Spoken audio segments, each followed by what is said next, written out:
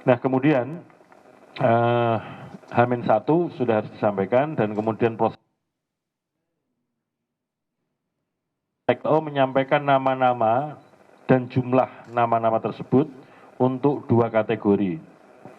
Kategori pertama adalah nama-nama untuk pimpinan partai politik atau pimpinan gabungan partai politik yang akan hadir mendaftarkan pasangan calon.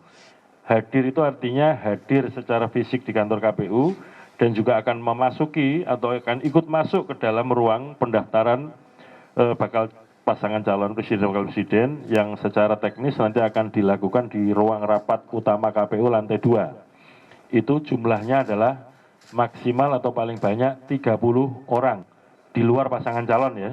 Itu dari unsur pimpinan partai politik atau pimpinan gabungan partai politik. Yang kedua kategorinya adalah istilahnya pendamping lah, yang ikut mengiring atau tim pengiring yang akan mengiring pimpinan pasangan calon presiden wakil presiden dari gabungan partai politik tersebut, jumlahnya maksimal 200 orang. Itu nanti akan kita tempatkan di tenda yang ada di halaman parkir kantor KPU. Jadi nanti LO akan menyampaikan daftar jumlah nama yang 30 orang tadi, pimpinan partai politik atau gabungan partai politik yang ikut masuk ke ruangan pendaftaran, kemudian menyampaikan juga 200 nama yang akan ikut menjadi pengiring dari pasangan calon ketika didaftarkan ke kantor KPU.